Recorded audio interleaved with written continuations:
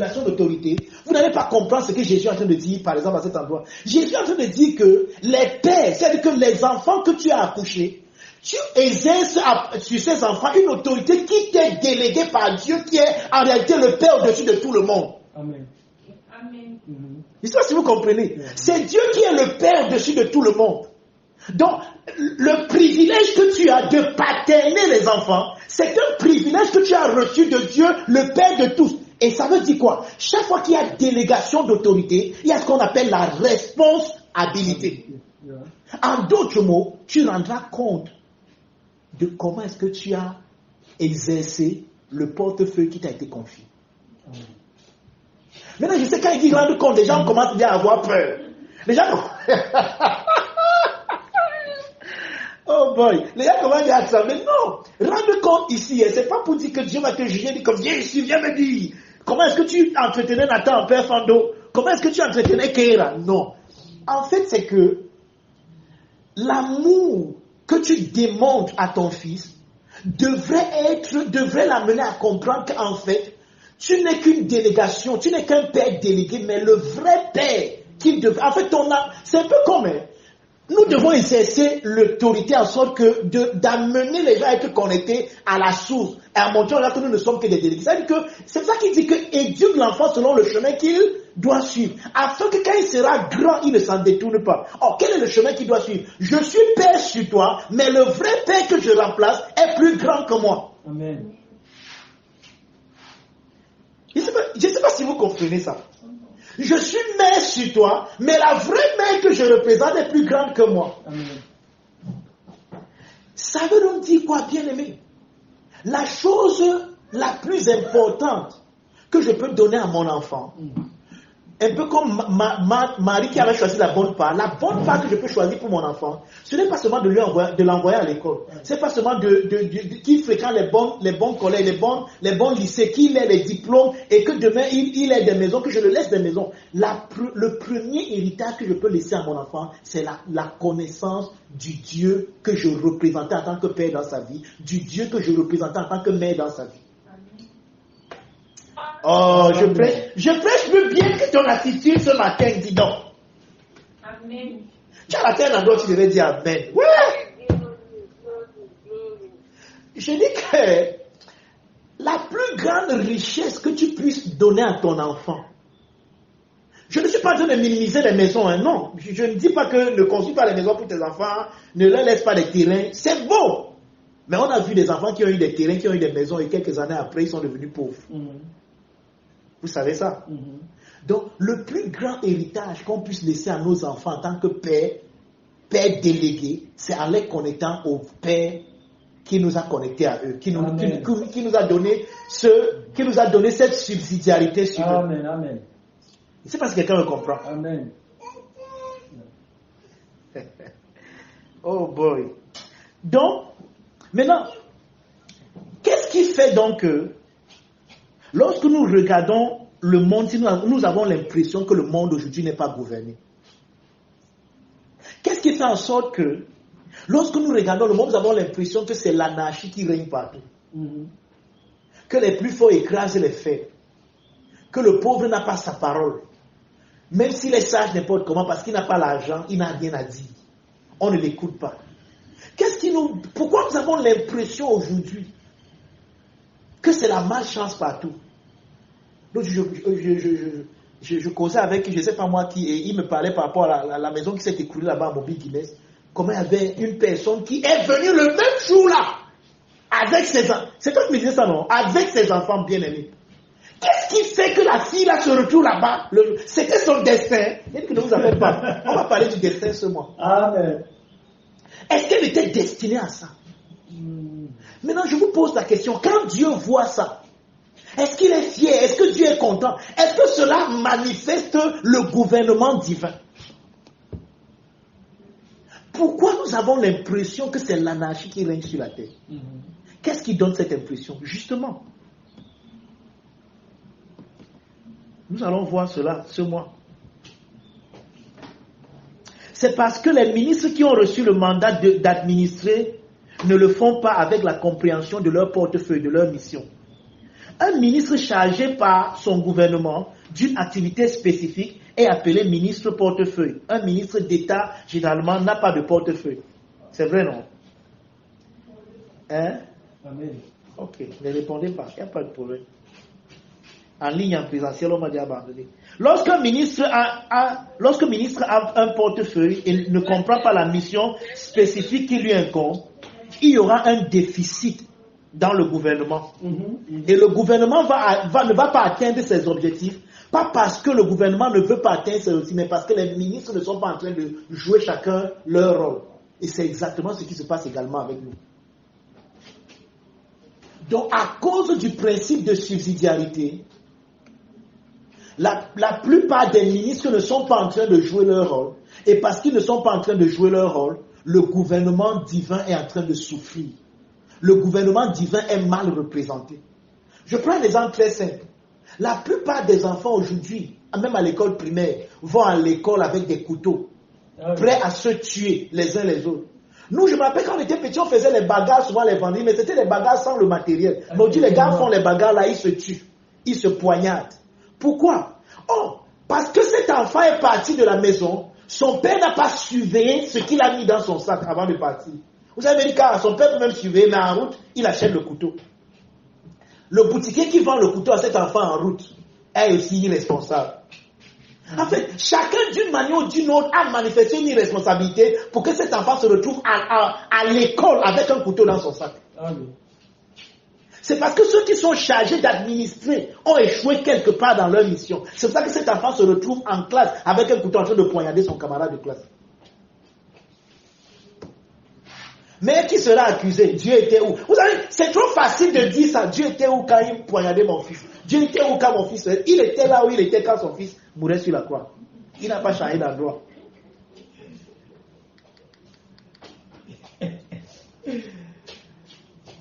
Il y a les gens qui sont déjà fâchés contre moi.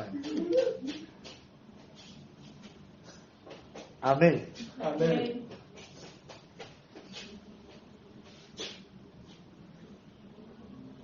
Donc c'est à ce niveau-là que le gouvernement divin rencontre des problèmes et des difficultés. Dieu a confié des activités spécifiques à des aides qu'il a créées comme étant... Vous savez, Paul nous dit dans Éphésiens 2 que l'homme est le chef-d'œuvre de Dieu. Il dit que vous êtes mon ouvrage. Le mot ouvrage là-bas, c'est le mot poéma. On peut encore traduire ça par le chef-d'œuvre. C'est-à-dire que tout ce que Dieu a fait, il a fait ça pour l'homme. Il a fait ça avec l'homme en pensée. C'est pour ça que quand vous lisez l'histoire de la création dans le livre de la Genèse, tout ce que Dieu a créé, il a créé cela est nihilo, c'est-à-dire en dehors de lui. Mais le seul être que Dieu a créé à l'intérieur de lui, c'est l'homme. Amen. Il dit que la terre, que la lumière soit, que telle chose se passe, et ça s'est passé. Donc Dieu prononçait des paroles et ça se passait comme il a dit.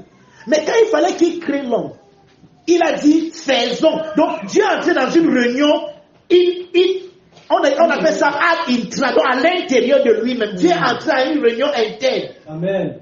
Donc Dieu est entré dans sa propre famille, il dit que ce qu'on veut faire maintenant là, c'est quelqu'un qui doit être intime à nous. Ce n'est plus comme les herbes des champs, c'est pas comme les oiseaux du ciel, c'est pas comme les animaux qui... Non, celui qu'on veut faire maintenant, c'est le chef-d'œuvre. C'est celui pour qui on créait toutes les autres choses. Donc, on a placé... Celui qu'on veut maintenant créer là. Amen. C'est pour lui qu'on a placé... C'est un peu comme quand une famille attend un enfant. On fait la layette. On prépare les lits, on prépare une chambre, on arrange tout. Maintenant, l'enfant même doit venir. Donc Dieu se met à l'intérieur de lui et dit que faisons l'homme à notre image et selon notre ressemblance, afin qu'il domine sur les autres choses. Donc Dieu, en créant même l'homme, montre là que l'homme va participer dans son gouvernement. Amen. Dieu peut gouverner tout ce qu'il a créé, mais il choisit que ce soit l'homme qui le fasse. Amen. Amen. J'ai dit que Dieu peut gouverner tout ce qu'il a créé et parfaitement bien, mais il a choisi de donner, d'étendre sa main à l'homme. Amen.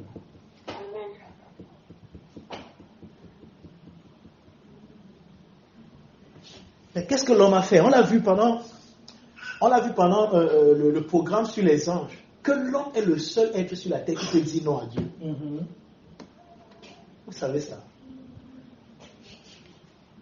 Et Dieu est d'accord avec ça. Donc Dieu a fait que l'homme soit capable de lui dire non. Donc c'est Dieu qui a fait ça. Il a donné à l'homme la capacité de lui dire non. Pourquoi? Parce qu'il veut avoir une relation d'alliance, d'amour, de charité, d'amitié avec l'homme. Et il n'y a pas d'amour si celui qu'on aime, son vis-à-vis n'est pas libre d'accepter ou de rejeter l'amour. Il n'y a pas de contraint dans l'amour. L'amour, il n'y a rien de contraignant dans l'amour. Quand c'est contraignant, ce n'est plus l'amour. L'amour rend l'autre libre au point où il peut même dire non à la manifestation de mon amour pour lui. Mais je l'aime toujours. Parce que je ne l'aime pas parce qu'il est aimable. Je l'aime parce que j'ai choisi de l'aimer. Vous me comprenez? Amen. L'homme est le seul être qui a cette capacité de dire non à Dieu. Et Dieu a choisi ça comme ça. Et en ce moment, dans le Christ, nous sommes en train de parler de Satan, celui qui peut se poser. La seule personne, la seule créature, le seul être dans le ciel, sur la terre et sous la terre, qui peut dire non, qui peut s'opposer à la volonté de Dieu, c'est l'homme. La volonté de Dieu ne rencontre aucune opposition nulle part qu'à un seul endroit dans le cœur des hommes. Je vais reprendre cette phrase. J'ai dit la volonté de Dieu ne rencontre d'opposition nulle part ailleurs que dans le cœur de l'homme. Le cœur de l'homme peut accepter de se soumettre à Dieu ou bien de résister à Dieu. Je prêche plus bien que ton attitude, dis donc.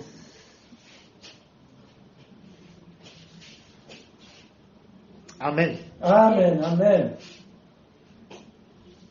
Et pourquoi il a délégué cette autorité à l'homme? Justement, parce qu'il a un but. Amener l'homme à faire l'expérience de qui lui, Dieu, est pour lui. Or, l'homme ne peut pas expérimenter l'amour de Dieu pour lui et aimer en retour comme Dieu l'a aimé s'il ne peut pas agir et faire ce que Dieu est capable de faire. C'est pour ça que Dieu, en tant que créateur, a fait de l'homme un autre créateur. Je sais que je vous dis, j'ai l'impression, vous êtes sûr que vous êtes prêts pour ce mois? Vous êtes sûr? Amen. J'ai l'impression que vous n'êtes pas prêts pour ce mois. C'est comme si ce serait un peu dur.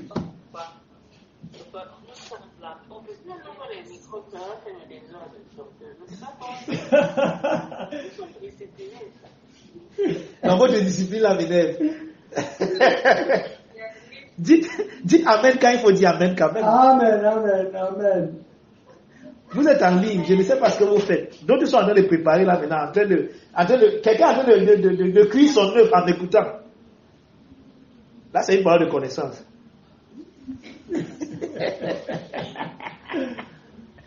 Quelqu'un est en train de crier son œuvre en écoutant. Donc parfois, l'odeur de l'œuvre là peut le distraire.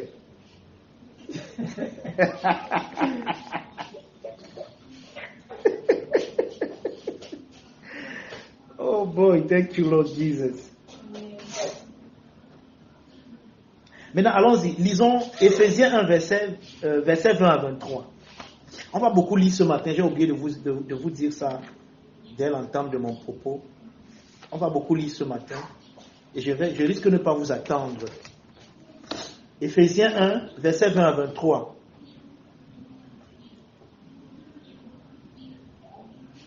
Espérance, tu es là?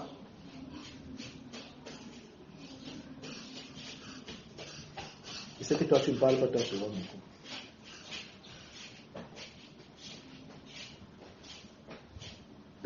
Éphésiens 1, verset 20 à 23. Oui.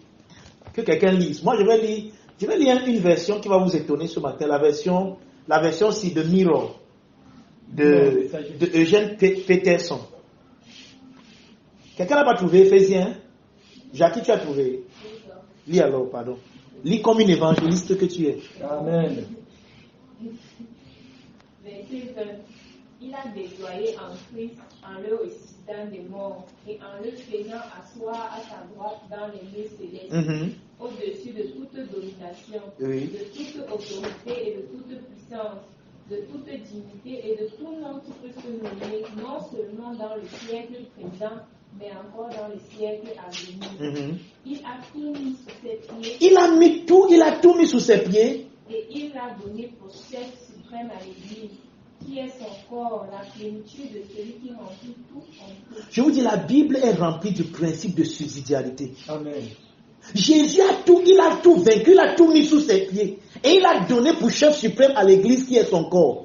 La plénitude de celui qui remplit tout en tout. Amen. Il a pourtant tout mis sous ses pieds. Mais il donne pour chef suprême à l'église qui est son corps. Il met tout sous ses pieds et il rend responsable l'église. Il délègue ça à l'église qui est son corps. La plénitude de celui qui remplit tout en tous. Amen. Maintenant, regardez, lisons ça dans la version de Message, la version de Eugène Peterson. Écoutez ce qu'il dit. Les versets 20 à 23, Éphésiens 1. Il dit, je vais lire en anglais. Je ne sais pas si vous allez comprendre. Si Maman Sidonie veut être traduite pour vous, si elle veut, elle laisse. All this energy issues from Christ. God raised him from the dead and set him on the throne in deep heaven, in charge of running the universe. In charge of running the universe. Everything from galaxies to government. No name and no power exempt from his rule. Vous entendez ça? Ou bien vous n'êtes pas bilingue? C'est le Cameroun seulement qui est bilingue.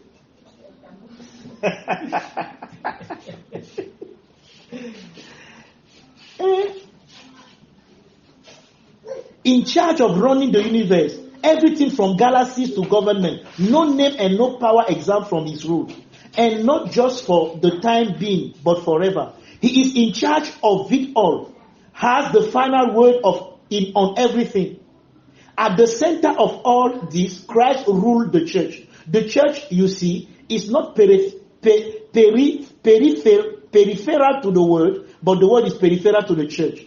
The church is Christ's body, in which he speak and act, by which he fill everything with his presence. L'église est le corps du Christ. Par l'église, il parle et il agit, et il remplit toutes choses par sa présence à travers l'église. Amen. Est-ce que sans l'église, Christ peut remplir toutes choses? Oui. Mais pourquoi a-t-il délégué cette autorité, ce pouvoir à l'église? Justement parce qu'il a décidé de ne pas être Dieu sans toi. Amen. Il a décidé de ne pas gouverner ta vie et ta famille sans toi. Il a décidé de ne pas gouverner cette terre sans toi. Il veut que tu participes à son gouvernement. Amen. Il t'a choisi avant la fondation du monde comme ministre pour administrer à sa place ou alors à son nom. Yeah.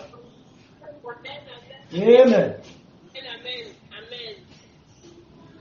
Maintenant, Eugène Peterson nous dit quelque chose. Il dit que l'église n'est pas périphérique au monde, mais le monde est périphérique à l'église. Et périphérique veut dire dépendre de. Donc, l'église ne dépend pas du monde, mais le monde dépend de l'église.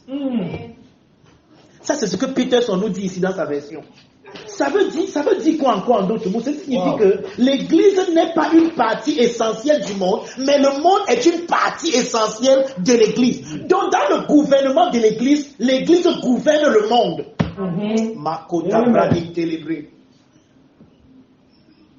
Ah, docteur, tu ne comprends pas, la politique, c'est les choses du monde. Le monde est périphérique à l'église. Le monde dépend, c'est pas l'église qui dépend du monde, c'est le monde qui dépend de l'église. Tu as raté un bon endroit où tu devais dire Amen. Amen. Le monde est une partie essentielle de l'église. Le monde fait partie de l'église. C'est pas l'église qui fait partie du monde. Yeah. Donc dans le gouvernement que Jésus a remis à l'église, le monde est inclus dedans. Les politiques, toutes les choses que vous voyez, ça doit être soumis à l'église. Donc l'église qui est le corps du Christ Pantocrate, c'est-à-dire le Christ tout-puissant, contient le monde comme une de ses parties essentielles. Les présidents, les gouvernants, tout ce qu'il y a dans le monde, les galaxies, toutes ces choses sont dans le gouvernement de l'église. Donc quand on dit qu'il a donné pour chef suprême à l'église, ne pensez pas qu'on parle des églises pentecôtistes charismatiques qui prient en langue. On parle du monde entier. Est inclus dans l'autorité que Christ a donnée à l'église. Amen.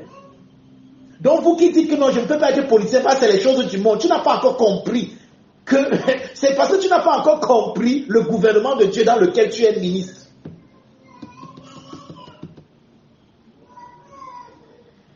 C'est pour ça que j'annonce que bientôt, nous aurons des présidents, des ministres, des parlementaires dans ce pays qui sont des enfants de Dieu, qui ont compris, bien aimé, ce que nous sommes en train de dire. Amen. Qui savent que le monde est périphérique à l'église et pas le contraire. Et que l'église, dans son autorité, dirige le monde. Ce n'est pas le monde qui dirige l'église. Mais qu'est-ce qu'on voit aujourd'hui? Une église qui a démissionné de tout. C'est donc à travers l'organisme connu comme l'Église que Dieu exerce son gouvernement sur la terre et au-delà. L'Église, c'est son corps. Il ne peut pas être visible plus que cela. Ça, c'est quand tu lis ça dans la Mirror Bible, c'est ce qu'il dit là-bas. Je vais aussi lire ça dans la Mirror Bible pour vous. Éphésiens 1. Comment j'ai même fait pour ne pas enregistrer mon message ce matin? J'espère qu'il y a quelqu'un qui enregistre. Éphésiens, permettez-moi d'ouvrir. Éphésiens 1, verset 22, verset 23, il dit, je veux que vous voyez ceci. Il a soumis toutes ses puissances sous ses pieds. Il domine tout de la tête et des épaules. Il est la tête. Et l'Église est son corps, l'intégralité de son être. Écoutez bien, son corps, l'Église est son corps, l'intégralité de son être, qui remplit tout en tout, réside en nous. Dieu ne peut pas se rendre plus visible et s'exposer plus précisément. Donc, Dieu par l'Église est rendu visible, bien aimé. Et c'est exactement comme à travers le gouvernement, et il y a quelqu'un qui est à la tête du gouvernement, qu'on appelle le chef d'État, le président. Donc, à travers le gouvernement représente la pensée. C'est ça que quand le gouvernement fait quelque chose, ça retombe sur la tête du chef de l'État. Yeah. Donc, le chef de notre État s'appelle Jésus. Il est la tête, nous sommes les membres. D'accord? Amen. Et il dit que c'est à travers nous qu'il est rendu visible. Ça veut dire que si on a l'impression que c'est l'anarchie qui règne dans ce monde, la faute revient à qui? Au gouvernement.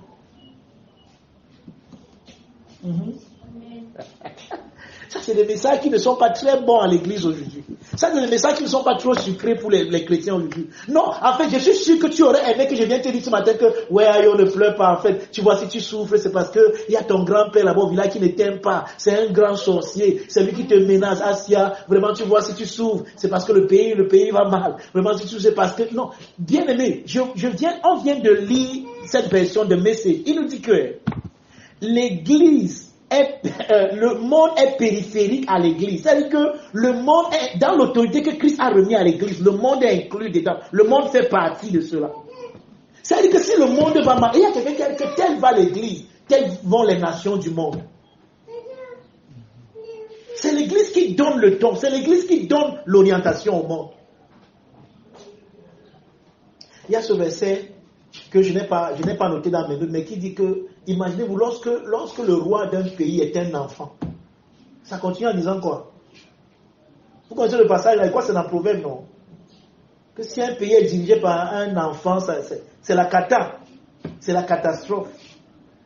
C'est exactement ce qui se passe aujourd'hui. L'église qui est membre du gouvernement de Dieu n'est pas en train de remplir son portefeuille, n'est pas en train d'accomplir sa mission sur la terre. Nous pensons que nous sommes sur la terre pour prier en langue et aller au ciel.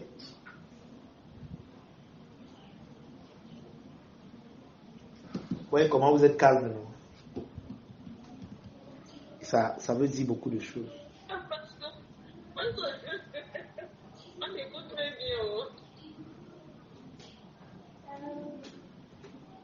bien. 1 Corinthiens 15, verset 25 à 27.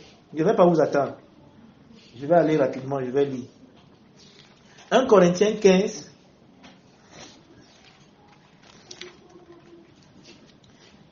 verset 25 à 27, il dit ceci.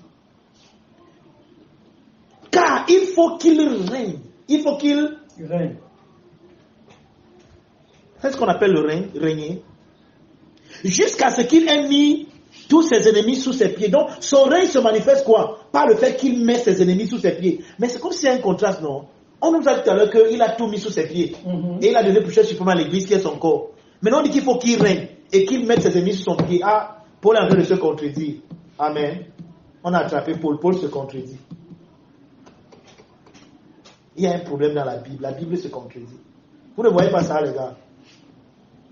La mort nous dit qu'il a mis tout sous ses pieds. Il a donné plusieurs souvent à l'église. Ici, on dit qu'il faut qu'il règne et qu'il mette tous ses ennemis sous ses pieds. Qu'est-ce que Paul a besoin de dire? Paul dit que ce que Christ a fait est déjà établi. En Christ, tous les ennemis sont sous ses pieds. Mais maintenant, comme il a délégué cette autorité à l'église est le corps, l'organisme et même l'organisation qui doit manifester la victoire que Christ a déjà acquise sur la croix. Amen. C'est ce qu'il est en train de dire ici. Donc quand il dit ici qu'il faut qu'il règne et qu'il mette les ennemis sous ses pieds, en d'autres mots, il faut qu'il règne et qu'il soit établi. Le fait que Christ a déjà mis les ennemis sous ses pieds, maintenant à partir de l'église qui est son corps, cela devient manifeste. Et on dit que le dernier ennemi dans cet ordre-là qui sera mis sous ses pieds, c'est la mort. Amen. Le dernier ennemi qui sera détruit, c'est la mort. Dieu en effet a tout mis sous ses pieds, mais lorsqu'il dit que tout lui est soumis, il est évident que celui qui lui a soumis toute chose est exempté. Vous voyez ça? Maintenant, Hébreux 2, verset 8, un verset que j'aime tellement. Qu'est-ce qu'Hébreux 2, verset 8 nous dit? Allons-y rapidement, je ne vais pas paraphraser tout ça. Je vous ai dit qu'on va beaucoup lire aujourd'hui, non? Hébreux 2, verset 8 dit ceci. Tu as mis toutes choses sous ses pieds. En effet, en lui soumettant toutes choses, Dieu n'a rien laissé qui ne lui fût soumis. Cependant, nous ne voyons pas encore maintenant que toutes choses lui sont soumises. Pourquoi nous ne voyons pas? Parce que l'église qui est son corps n'est pas encore en train de remplir pleinement sa mission. Quand l'église va remplir pleinement sa mission, ce que Christ a fait deviendra visible. Amen. Deviendra visible. Et c'est comme ça que l'église va commencer à soumettre tout ce qui est inimitié au but et au plan de Dieu sur la terre. Les maladies, jusqu'à ce qu'elle va soumettre même la mort. Amen. Et la mortalité sera engloutie par l'immortalité. Yeah. La corruption sera engloutie par l'incorruption. Yeah. Et nous allons entrer dans l'apokatastasis, dans la consommation de toutes choses. Amen. Yeah. Amen. Amen. Maintenant, Éphésiens 4, versets 15 à 16. Je vous ai dit qu'on va trop lire aujourd'hui. Éphésiens 4, versets 15 à 16. Et ça, c'est un passage tellement important. Tellement important. Il dit ceci. Mais que, professant la vérité dans la charité, nous croissions à tous égards en celui qui est le chef, c'est-à-dire Christ. Donc voici comment l'autorité de l'Église se passe.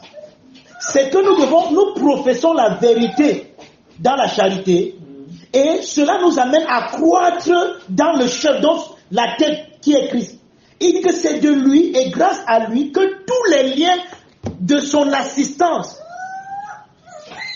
c'est de lui et grâce à lui, c'est de lui et grâce à tous les liens de son assistance que tout le corps, écoutez s'il vous plaît, que tout le corps bien coordonné, formant un solide assemblage, tire son accroissement selon la force qui convient, écoutez, à chacune de ses parties et s'édifie lui-même dans la charité. Vous avez vu ça? Hein? Je vais relire. Surtout le verset 16. Il dit, c'est de lui et grâce à tous les liens de son assistance que tout le corps, bien coordonné et formant un solide assemblage, tire son accroissement selon la force qui convient à chacune des parties. Donc, le corps est solide, il est assemblé, mais l'assemblage dépend de la force que chacune des parties donne. C'est-à-dire que le finish work apporte, Gospel of Christ apporte, tel ministère apporte, chacun apporte. Et maintenant, tout cela pour former un corps solide et amener le gouvernement de Dieu à se révéler, à être manifesté sur la terre. Amen. Vous comprenez ça? Amen. Chaque partie, donc chacun est important. Imaginez-vous un peu dans votre corps. Quand le doigt, si vous fait mal, ça peut vous paralyser tout le corps. Parfois, vous avez des... on appelle ça comment, Franck? Les trucs qui confusent ici quand tu as trop mal, là. Les ganglions, les montées ganglionnaires. Vous comprenez un peu? Et parfois même le corps chaud. Parfois vous êtes couché, c'est pas parce qu'un doigt vous fait mal. Oh, vous pouvez vous dire que non, le doigt est négligeable. Non, ce n'est pas négligeable. Donc il dit ici, il nous montre ici en fait que Jésus a vaincu toutes choses Et il a donné pour chef suprême à l'église, c'est son corps. Maintenant, l'église, les membres de l'église sont en train de grandir dans le chef pour former ce corps qui va dominer et manifester le gouvernement de Dieu. Amen. Mais maintenant, ce gouvernement est exercé comment? Chaque parti de ce gouvernement, donc chaque ministre dans ce gouvernement, chaque roi prêtre dans ce gouvernement, chaque ministre selon le divin service, c'est le mois passé on a vu ça, selon le divin service, exerce son autorité. Moi je suis à la cité parmi j'exerce, toi tu es là-bas tu exerces. Maintenant chacun de nous en exerçant cette autorité, en manifestant l'autorité de Christ, cela s'assemble. Un peu comme Pierre décrit ce que Paul appelle, il dit que comme des pierres vivantes, édifions-nous pour former un corps. Maintenant, l'église, l'édifice est formé, mais c'est formé de quoi? De chaque pierre. Et chaque pierre vient avec sa part de choses. C'est-à-dire que chacun joue son rôle. Amen. Chaque membre joue son rôle. Amen. Alors, quand un membre échoue de jouer son rôle, ça handicape la construction, ça handicape l'édifice, ça handicape le corps quelque part. C'est pour ça que dans 1 Corinthiens 12, quand Paul parle maintenant du corps d'homme de Christ, qu'est-ce que Paul dit? Il dit que le corps n'est pas seulement, le corps ne peut pas être seulement l'œil. Si le corps était l'œil, où serait lui? Où serait la bouche? Et si le corps ne peut pas être seulement un membre, il dit que mais tous les membres sont ensemble pour former le même corps. Or, dans ton corps, qu'est-ce qui fait que le doigt ne fait pas ce qu'il veut, l'orteil, le pied ne part pas là où il veut? Qu'est-ce qui coordonne les mouvements et les événements ou bien les systèmes dans ton corps? Le cerveau. Qui se trouve où? À la tête. Je ne sais pas si vous comprenez. Donc, le gouvernement de Dieu a un problème sur la terre parce que chaque membre n'est pas en train de jouer son rôle là où il devrait jouer. Et pourquoi chaque membre ne joue pas? Certains se disent que non, c'est Nathan qui va faire à tel niveau, c'est Jackie qui va faire à tel niveau, c'est le pasteur Franck qui va faire à tel niveau, c'est maman Fando qui va faire, c'est telle personne qui va faire. Et ça fait que personne ne fait plus rien. Vous savez comment... vous avez déjà entendu parler du cheval de Troie, n'est-ce pas? Vous savez comment cette ville a été renversée par une personne a oublié de fermer la porte de la ville ce jour-là parce qu'il se disait que quelqu'un d'autre va fermer. Et c'est comme ça que les gens sont entrés, ils ont détruit tout un empire. Donc lorsque tu ne joues pas ton rôle quelque part, sache que tu es en train d'handicaper tout le gouvernement de Dieu. Amen. C'est là. Lorsque tu n'es pas en train de jouer ton rôle, bien-aimé, sache que tu es en train d'handicaper le gouvernement de Dieu quelque part. Sache que quelque part, on dit que mais Dieu il est même où et pourquoi il ne fait rien? Parce que toi tu n'es pas en train de faire ce que tu devrais faire. Donc ce mois c'est le mois de la responsabilité. Dis ça à quelqu'un. Ce mois c'est le mois de la responsabilité aussi. Parce que le gouvernement de Dieu nous rend responsables. Amen.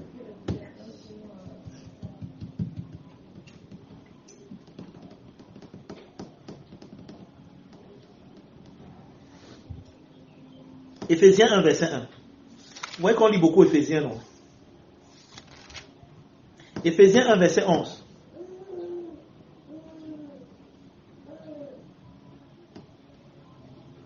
Éphésiens 1, verset 11, dit quoi? En lui, nous sommes aussi devenus héritiers, ayant été prédestinés, suivant la résolution de celui qui opère toutes choses, d'après le conseil de sa volonté. Dieu opère toutes choses, d'après le conseil de sa volonté. Ça veut dire que un ministre qui est dans le gouvernement divin, qui ne connaît pas ce qu'on appelle le conseil de la volonté de Dieu ici, va aller faire autre chose que le conseil de la volonté de Dieu. Ah oui, vérité. Et ça va handicaper l'objectif que le gouvernement divin veut atteindre. Maintenant, c'est quoi le conseil de la volonté de Dieu ici? Dieu se rassure que toute chose travaille en droite ligne avec la décision qu'il a prise en lui avant la fondation du monde. Ça veut dire que si tu ne connais pas ce pourquoi Dieu a créé toutes choses, tu ne pourras pas connaître le conseil de sa volonté. Or, quel est le but pour lequel Dieu a créé toutes choses? Pour qu'on le serve. Pour qu'on meure, qu'on aille au ciel. Alléluia. Pour qu'on vive saintement, pour qu'on vive pour sa gloire. Vous savez pourquoi maman Fando a accouché Nathan? pour que Nathan révèle le fait qu'elle est une maman, pour qu'elle sorte aussi des femmes qui n'ont pas d'enfants. C'est pour ça qu'elle a accouché Nathan. Vous pouvez croire ça? Vous pouvez croire ça?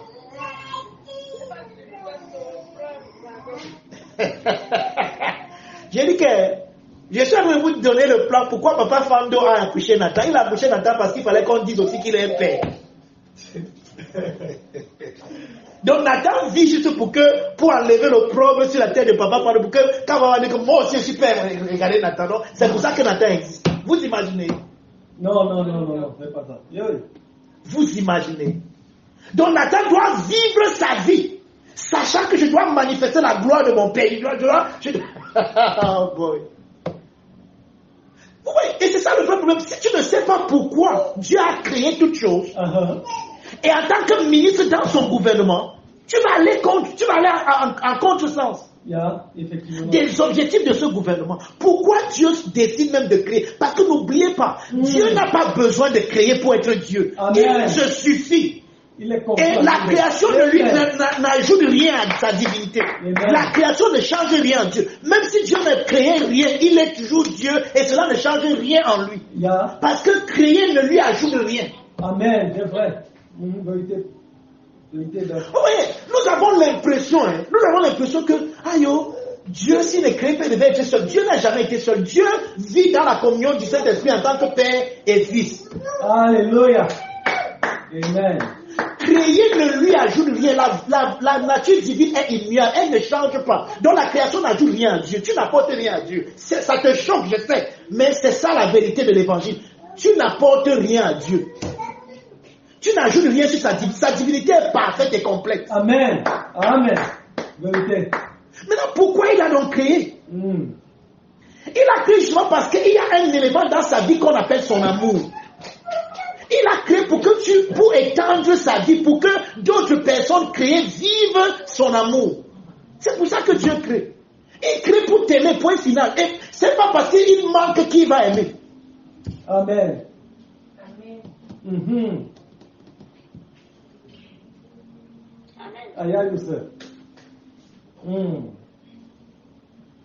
Seigneur, si tu n'agis pas, je rentre dans le monde. Papa, si tu n'agis pas, je déchire. Bien, mais si tu ne sais pas comment on déchire, viens me donner ta Bible, je vais t'aider à déchirer. Il y a des gens qui font le chantage à Dieu. Seigneur, qu'est-ce que les gens vont dire de toi? C'est que les gens disent n'agit de rien, ne diminue rien en lui. Amen.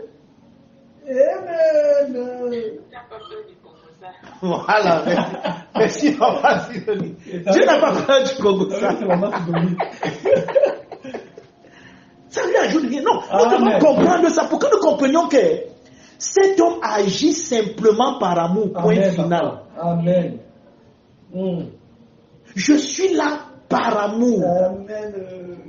Je suis là par amour. Donc, quand je comprends donc cela, je commence à comprendre donc le conseil de sa volonté. Qu'est-ce que Dieu attend de moi?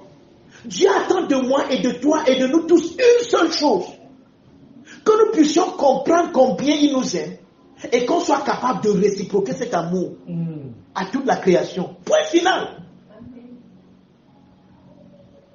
Si Dieu a une attente même, c'est ça l'attente de Dieu. Il veut me manifester son amour afin que je puisse m'aimer comme lui, mais parce que tu ne peux pas t'aimer plus que...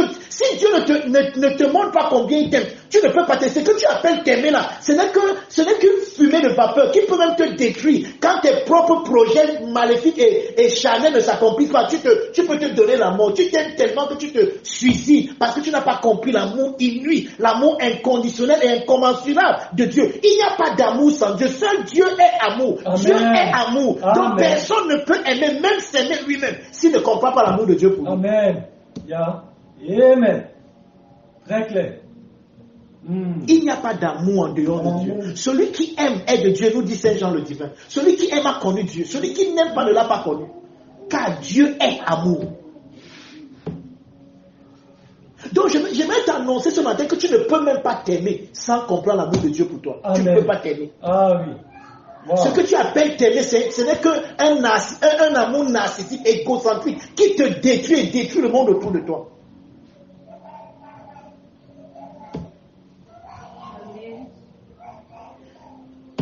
Papa Victor, le Victorio, je prêche bien quand même, non?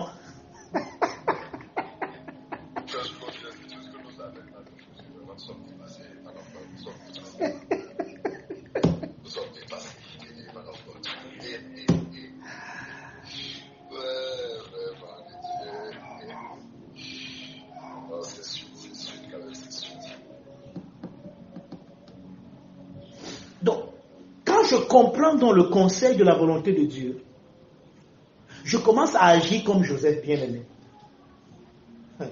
Ah, boy. Vous savez ce qu'on appelle le gouvernement de Dieu? Hey, aïe. Regardez, la décision de Dieu qui met toutes choses en effet selon la cause de son but et de son plan. Le conseil de Dieu, c'est le plan résolu par l'intelligence de Dieu, arrangeant toutes les circonstances, garantissant que chaque épisode de ta vie travaille pour révéler et manifester son but ultime.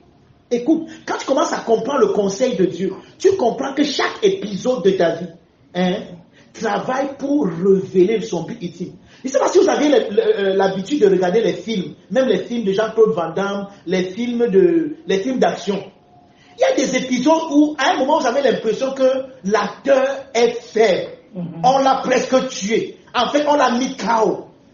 Et quand si le film s'arrête là, vous allez penser que wow, l'acteur est mort dans son film. Vous vous souvenez? Oui. Mais l'acteur rencontre parfois un mec. En fait, ça, c'est les films chinois. C'est le scénario des films chinois que je viens de vous donner. Mais après, on voit l'acteur dans sa faiblesse, c'est-à-dire qu'on a tué son père, on a tué sa mère. Il a voulu aller venger, on l'a tapé, il a fui. Dans sa fuite, là, parfois, il rencontre quelqu'un qui l'appelle son maître. Et cette personne-là le forme, jusqu'à ce que ses muscles gonflent. Maintenant, après, on voit, il devient fort. Mais après, on lui donne toujours un dernier secret. N'oubliez pas ça. C'est-à-dire que dans tous les secrets qu'on lui donne, il y a toujours un dernier secret. Et c'est ça qui va dire. Maintenant, quand il part donc rencontrer l'adversaire qu'on appelle le chef bandit, la bagarre est chaude. Généralement, il y a des épisodes où le chef bandit tape la tête au point tu penses que l'acteur est même bien mort. Il met le pied sur lui comme ça, et c'est ça qui fait souvent l'affiche. Vous vous souvenez? C'est souvent ça qui fait l'affiche du film. Ah oui. Mais après, l'acteur se souvient du dernier secret de Shaolin. Hey!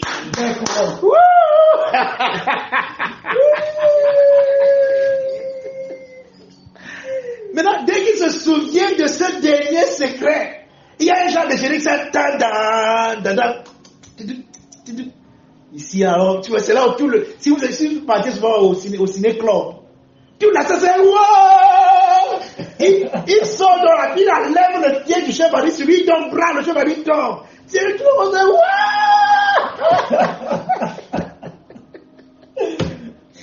C'est ce que là, on s'est dit que mais le père, il prêche quoi ce matin?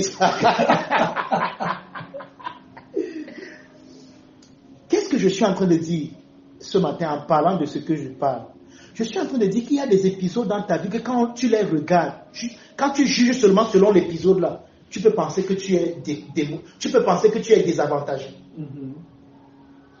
Tu peux penser que le conseil de Dieu dans ta vie est vain, est nul et sans effet. Mais ce n'est qu'un épisode.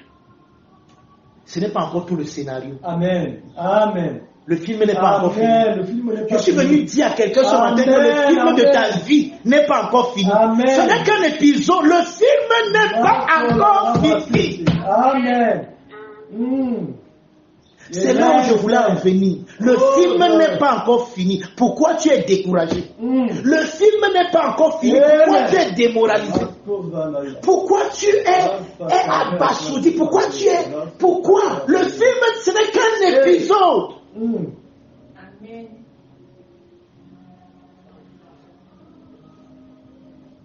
C'est ce gars qui a chanté que il dit que tu dis que tu es déjà fini. Qui t'a même dit que tu es fini? Est-ce que Jésus a déjà dit son dernier mot? Un gars qui chante le Bikutsi, John Duchamp. Qui t'a même dit que tu es fini? Est-ce que Jésus a déjà dit le dernier mot? Est-ce qu'il a déjà sorti son dernier secret? Est-ce qu'il a déjà sorti ce qu'il... Vous savez, quand Paul nous présente Christ selon la révélation du mystère, qu'est-ce que Paul nous dit? Il dit que ce sont des choses que Dieu a cachées en lui. qui les a révélés à la fin des temps. Il y a des choses que Dieu a cachées te concernant, qui n'a pas encore rendu manifeste. Je dis que ce n'est qu'un épisode, je ne sais pas à qui je m'adresse ce matin, ce n'est qu'un épisode de ta vie. Prenez le cas de Joseph, et je vais prendre ce cas ce matin. Mais avant de prendre ce cas, lisons ceci. Acte 4, verset 27 à 28. Oh bon, j'ai dit que le film n'est pas fini. Ouais. Tu pleures quoi quand le film n'est pas encore fini? Tu as mis pause, pourtant le film n'est pas fini. Tu as vu, on a mis la tête sur l'acteur. Tu crois qu'il n'a pas encore dit son dernier mot. Le film n'est pas fini. Même play, ça va rejouer. Ça va jouer. Ça doit finir. On connaît la fin avant même le commencement. Nous connaissons la fin du film. La fin du film, c'est que tu es glorifié, tu es magnifié, tu es... Oh boy. Tant que ce n'est pas ça, le film là n'est pas encore fini. Acte 4, verset 27. Papa Victor, tu me comprends, non? Le film n'est pas encore fini. Amen. Ce n'est qu'un épisode. Le film n'est pas encore bolé. Ça se joue encore. Ne mets pas stop. Écoutez, acte 4, verset 27 dit ceci. En effet, contre ton saint serviteur, Jésus, que tu as oint, Hérode et Ponce Pilate se sont ligués dans cette ville avec les nations, avec les peuples d'Israël. Ouais, il y a une virgule, et ça c'est un verset. Le problème avec nous, c'est que nous nous arrêtons à ce verset, on pense que c'est fini. Non, c'est pas fini. Dis à quelqu'un qui lit le verset 28. Pasteur Franti dit que lis le verset 28, ne t'arrête. Le verset 27 n'est pas la fin. Lis le verset 28. Amen. Amen. Écoutez, pour faire tout ce que ta main et ton conseil avaient arrêté d'avance. Mando Capra Darado. Amen. Qu'est-ce que Pierre, qui est en train de prêcher ici, est en train de dire? Il dit dans l'opération de Dieu de toutes choses, d'après le conseil de sa volonté, Dieu fait participer des gens, parfois inconsciemment même. Dieu fait que des gens participent à son conseil, parfois inconsciemment. Exemple, le rejet du Christ, des leaders juifs et de leur conspiration, le crucifiant avec la complicité politique d'Hérode et de Ponce Pilate, c'était selon le conseil de la volonté de Dieu. Donc, Hérode et Ponce Pilate, en faisant du mal à loin de l'Éternel, ne savaient pas qu'ils sont en train de vibrer, qu'ils se sont connectés à la fréquence de vibration que Dieu a mis dans cette partie de l'histoire avant même la fondation du monde. Ils se sont connectés et ils sont en train de faire du mal à Christ, mais ils ne savent pas qu'ils sont en train d'accomplir la volonté de Dieu pour lui. Parce que c'est pour ça que quand Paul explique maintenant la sagesse de Dieu, il dit que si les princes de ce monde avaient su, ils n'auraient pas crucifié le Seigneur de gloire. Mais cela ils étaient aveugles. Ils ont pensé que je suis en train de dire que les gens te calomnient, ils te font du mal, ils te vilipendent, ils te spolient, mais ils ne savent pas qu'ils sont en train d'accomplir le dessein de Dieu, le conseil de Dieu pour toi. Parce qu'en fait, ils sont ceux qui t'ont envoyé aller faire la première nuit de prière que tu as fait dans toute ta vie. C'est parce que les gens te calomniaient. Et pendant cette nuit de prière, Dieu s'est révélé à toi. Amen. Je sais pas à qui je m'adresse. C'est à cause de ces problèmes que tu es allé prendre le jeûne et la prière. Et pendant ce jeûne et prière, Dieu s'est révélé à toi. Amen. L'opposition t'a donné le zèle d'aller prier comme tu n'as jamais prié dans toute ta vie. Amen. Vous savez de quoi je parle ce matin? Lorsque Joseph a interprété le rêve du chef des panetiers et que cet homme a été établi dans sa fonction, on nous dit expressément qu'il a oublié Joseph. Parce que Joseph lui a dit quelque chose. S'il te plaît, quand Pharaon va te rétablir dans ta fonction, n'oublie pas de venir me sortir d'ici, car je suis ici injustement. Et imaginez-vous un seul instant, parfois je pense à ce scénario. Si cet homme était venu par gentillesse, était venu sortir Joseph de prison, 2 ans après, quand Pharaon devait avoir le rêve, on devait retrouver Joseph, où il n'y avait pas les téléphones portables, il n'y avait pas WhatsApp, il n'y avait pas Facebook. on devait retrouver Joseph comment? Donc il fallait que Joseph reste à un endroit où on peut le retrouver. Amen. C'est pour ça que cet homme a oublié Joseph. Il y a des gens qui t'ont oublié, tu leur as fait du bien, ils t'ont oublié. Mais cet oubli accomplit le conseil de Dieu. Amen. Ouais, Seigneur mon Dieu.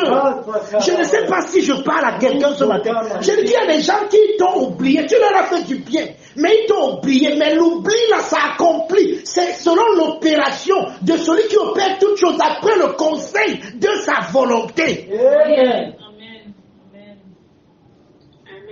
Mais quand toi tu n'attends pas la fin du film et que tu interprètes seulement l'épisode là, tu dis que hier, même ceux à qui j'ai aidé, ils m'ont oublié. Hier, même ceux à qui j'ai fait du bien. Donc, personne, quand les gens avaient les problèmes, je leur donnais de l'argent. Aujourd'hui, moi, j'ai besoin de 100 000 personnes, même pour me trouver même 50 000. Hier, le monde s'y est méchant. Non, non, le film n'est pas fini. Amen.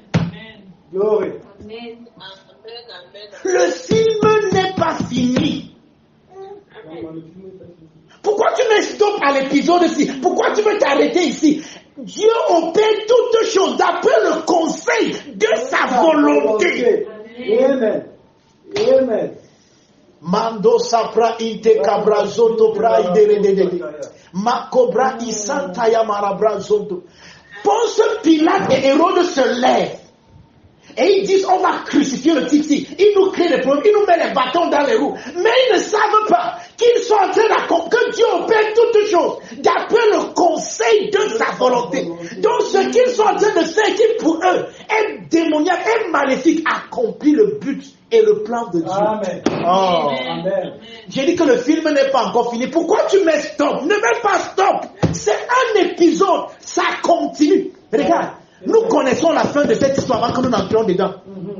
Parce que le Dieu que nous servons connaît la fin d'une chose avant son commencement. Amen. Et il nous a dit, je t'ai établi, je t'ai appelé pour que tu sois puissant, pour que, tant que je connais la fin de l'affaire-ci, tant que la fin là n'arrive pas, ce n'est pas encore fini, ce n'est qu'un épisode. Je peux être accablé par la maladie, je peux être là que les problèmes, les dettes, les difficultés m'ont déjà comme un peu asphyxié. Ils ont mis le pied sur mon cou. J'ai l'impression que tout est fini. J'ai l'impression qu'au nord, au sud, à l'est, à l'ouest, rien ne marche nulle part. J'ai essayé de me débattre. Je n'ai pas pu. Mais je sais que ce n'est pas encore la fin. Ce n'est qu'un épisode. Je connais la fin de la fête. C'est pour ça que je ne perds pas espoir. Je ne me décourage pas. Alléluia. Parce que Dieu exerce son gouvernement pleinement dans ma vie. Amen. Ah, dis donc, je peux. Ah, mon Amen. Dieu. Amen. Amen.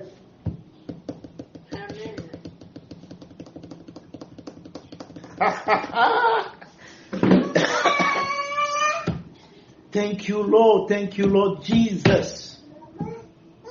Imaginez-vous un instant que Joseph soit découragé.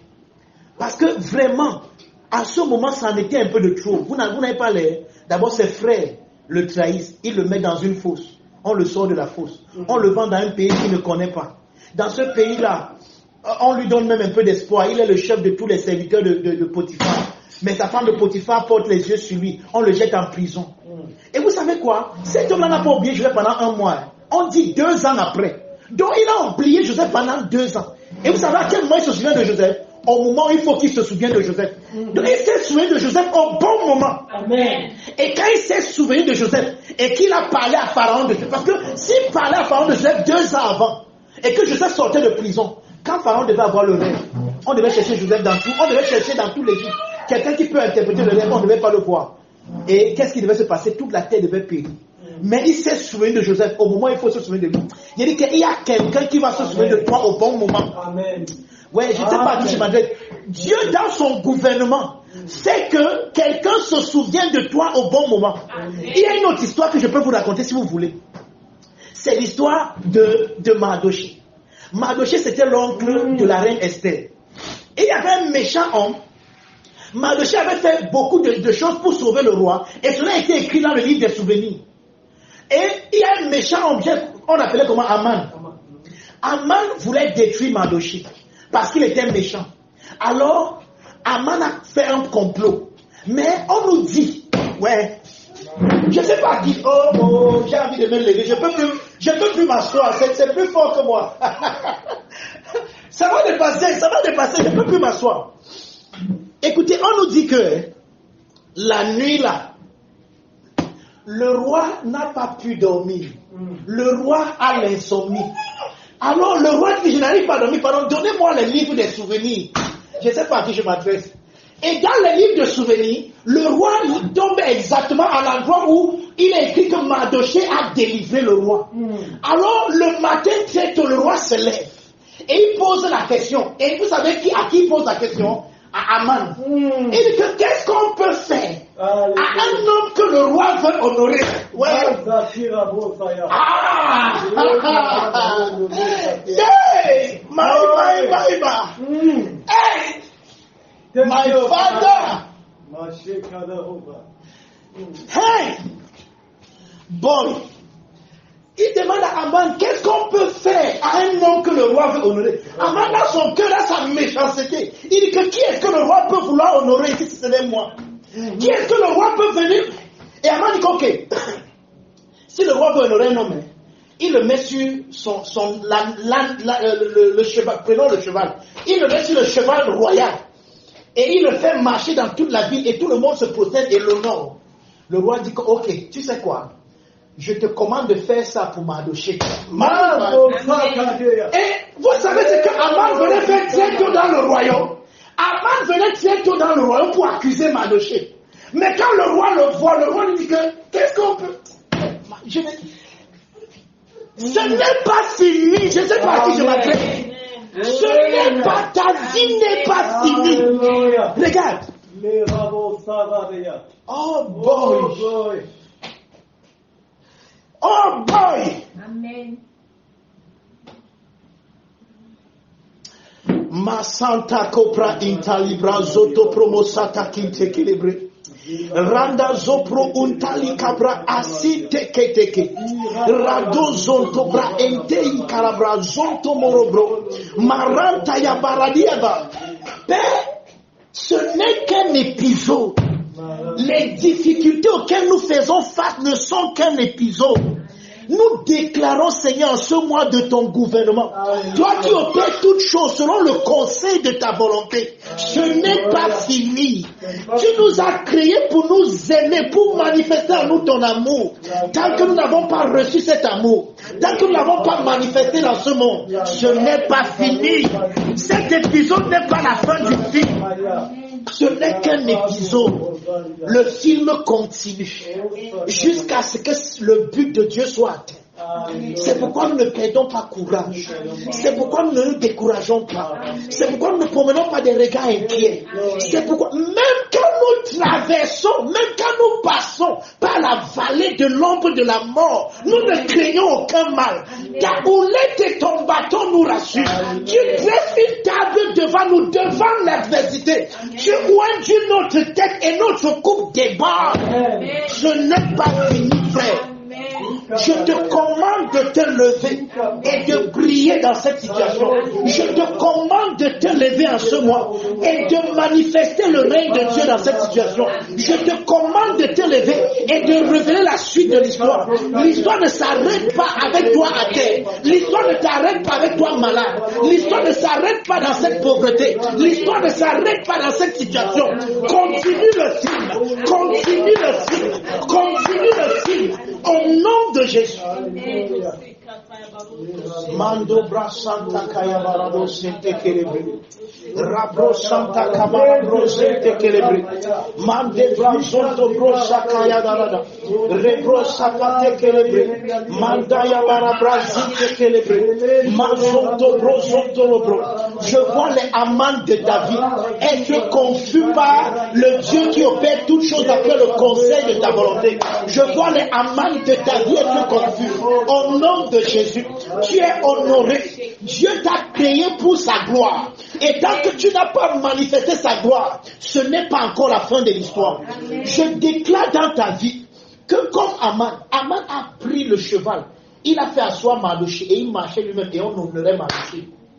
Et Aman était là.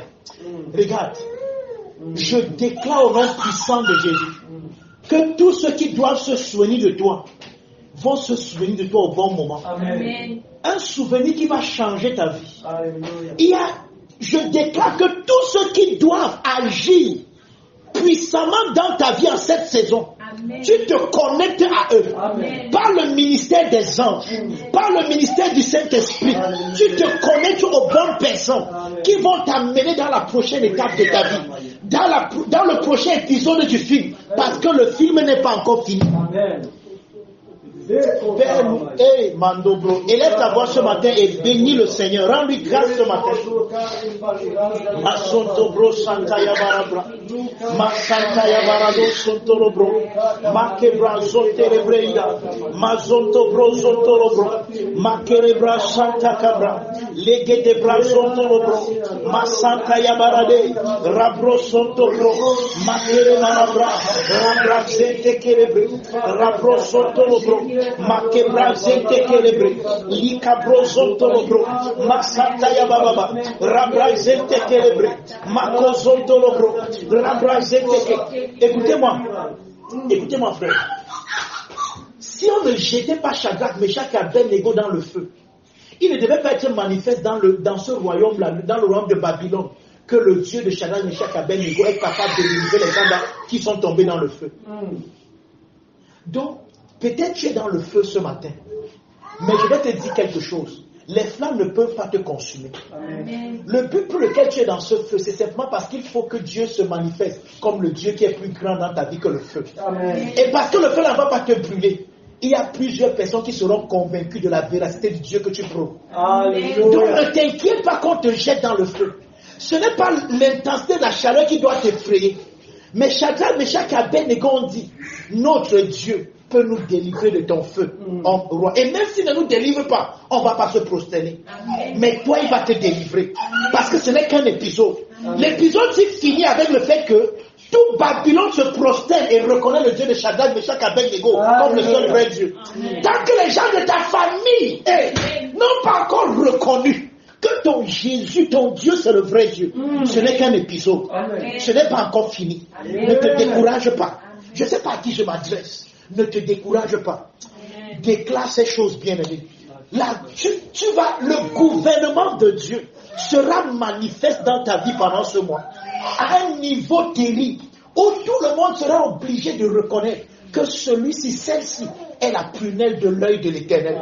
Celle-ci est celle qui est loin de l'Éternel. Et il dit, pourquoi cette tumulte parmi les nations, des vaines pensées parmi les peuples? Les rois de la terre se soulèvent et ils se lient contre l'Éternel et contre son loin. Mais celui qui siège dans les cieux, il rit. Mandorobro Santa Cabra Iterebre, les Cabra Zontorobo, Masanta Cabra Zentekerebre, Mazontorobo, Makebra Zantaka. Pourquoi celui qui sied dans les cieux rit? Il rit parce qu'il sait que ce n'est qu'un épisode. Ce n'est pas encore la fin. La fin c'est ton bonheur. La fin c'est ta félicité. La fin c'est ta joie bien-aimée. Masinta Bra Intekede, Rabro Zontorobo, Makaya Barade Sutapra, Rabro Zontobro, Makere Brasiteke, Marco Zontokobro, Mande Brasiteke, Rabro Sontolomorobro, Masanta Cabra, Leke de Brazutopro, Makere Marabra, Rabro Zobro Siteke, Rande Brasutekebre. Je déclare la grâce de Dieu dans ta vie ce matin. Et cette grâce t'accompagne pendant tout ce mois d'août. Je déclare que tous tes ennemis fléchiront les genoux devant toi en reconnaissant que ton Dieu est puissant, que ton Dieu est grand. Exactement comme Daniel dans la fosse au lion. Quand le roi est venu, il a dit, Daniel, est-ce que ton Dieu a pu te délivrer? Il a dit, oui, roi. Et on l'a sorti, Daniel. Et on a jeté ses opposants. Je déclare que ton Dieu manifeste sa grandeur dans ta vie. Je dis, dans ta vie, ton Dieu manifeste sa grandeur. Regarde, les gens se sont moqués de toi. Mais ces mêmes gens qui se sont moqués de toi vont se retrouver en train de t'acclamer. Vont se retrouver en train de dire que oui, on n'a pas compris. Mais ton Dieu est le vrai Dieu. Et ils vont venir te supplier, pardon, prêche pour l'évangile. Pardon de connaître le Dieu que tu connais. Je dis que c'est ton histoire ce mois. Je te condamne. Écoutez, on dit que les gens sont liés. Je te lie à cette histoire. Je lie ta vie à cette histoire. Je lie ta vie au gouvernement de Dieu. Je lie les circonstances de ta vie au gouvernement de Dieu. Je lis chaque épisode de ta vie à l'accomplissement de celui qui opère toutes choses d'après le conseil de sa volonté. Ta vie est liée au succès. Regarde, tant que tu n'as pas réussi, ce n'est pas fini. Je dis que tant que tu n'as pas réussi, ce n'est pas fini. Amen. Les gens peuvent comploter contre toi. 1000 peuvent tomber à ton côté, 10 000 à ta droite, tu ne seras pas atteint. Ouais, Seigneur mon Dieu. Amen. Merci pour ce mois d'août. Alléluia. Nous te rendons grâce et nous te disons merci. Amen.